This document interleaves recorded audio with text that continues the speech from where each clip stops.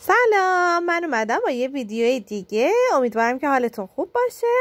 آقا جون، من یه بار تصمیم گرفتم که چون خودم بلد بودم مرغا رو خورد بکنم، تصمیم گرفتم وقتی یه بار میرم مرغ بگیرم حتما از اون کسی که مرغا رو خورد میکنه ازش فیلم بگیرم برای شما هم بذارم. حالا شما هم تو ادامه بیاین ببینید که مرغا رو آقاه چجوری خورد میکنه. قسمت پلاستیک از زیر مرغ میزنه یه خط، پلاستیک یه خط. حالا این طرفشو میگیری یه تکون میدی میاد بیرون، یه تکون میدی میاد بیرون. مرغو باید برش گردونی سینه بخواد زمین، دوتا رونو یه باز میکنه، دست میکنه این تو از پشت دنبالیچه. ببین این پشت کمر رو دنبالیچه یه چاقو میزنی، این آشغالا رو میگیری برش میگردونی، این گردن روی کمر پشت گردن یه برش، دوباره برش میگردونی از زیر سینه زیر گردن. حالا اینا رو برای چی در آوردیم؟ چون قفل این پوستای رون به اون واسه قفل اینجا تموم اینجا بسته، ما قفل رو باز کردیم. حالا یه خط میذاریم این وسط. حالا شما دیگه چیکارش میکنیم؟ باز میکنیم پشت دنبالشه رو سمت پایین برش میگردونی، پشت گردن زیر گردن.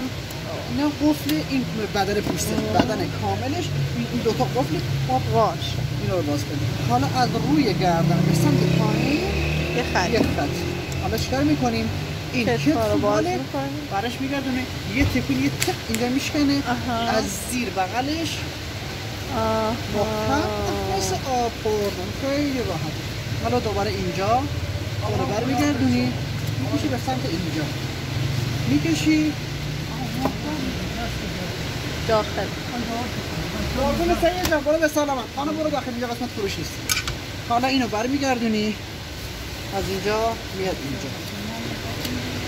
برو به این پیاد میگم خانم. برو انگار چیز برای راهنما اومده. قربون سید جان خوش اومدی، فکر به سلامت، خوش اومدی علی.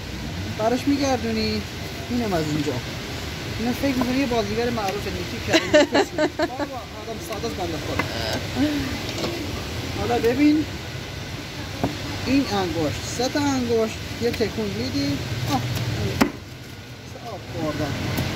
رونو برمیگردونی، رونا رو جمع میکنی به سمت تو، میکشی یه تکون ساده.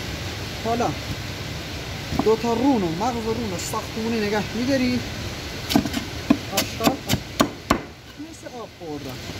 برش میگردونی این پوستای داخل و چربیای دورور رو به این قسمت برش میدی، 4 تیکه چیز 8 تیکه برشتی. این مدل اگه نخوای خوردش کنی میشه درش بولو با مرغ. یه تکون ساده، یه تکون ساده، یه تکون ساده. این آسونی. این آشغالا رو باید با نوک چاقو، اینجوری نوک چاقو میکشی این از این. حالا اینجا وسط میشه مسخل. حالا اینجا چیکارش میکنیم؟ میکشی به سمت دو، میره تو، میکشی به سمت بیرون. این از این. حالا سینا رو برمیگردیم که این از این کتفوال سینا راحت این آسونی. حالا اینو برش میگردیم. شما بگو. شما میندازی این بر بیخ جای بگو بیخ. اون تو اونجا میکشی، دوباره میگی این تو میکشی. این از این. حالا اینجا رو چیکارش میکنیم؟